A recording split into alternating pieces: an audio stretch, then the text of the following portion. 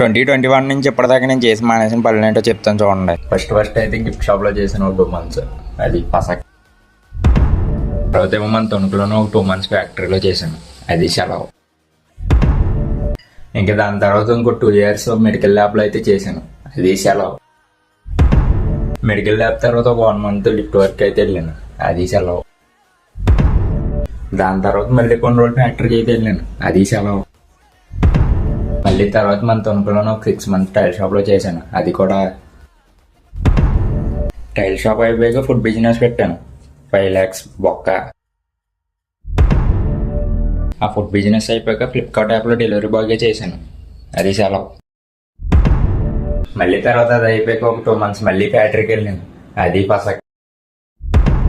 మళ్ళీ ఫ్యాక్టరీ అయిపోయాక ఒక 1 month కూరగాయల షాప్లో అయితే జాయిన్ అయ్యాను, అది తప్పింది. ఇవన్నీ అయిపోయాక మళ్ళీ ఇప్పుడు మా మంచన్న దగ్గర లిఫ్ట్ వర్క్ అయితే జాయిన్ అయ్యాను.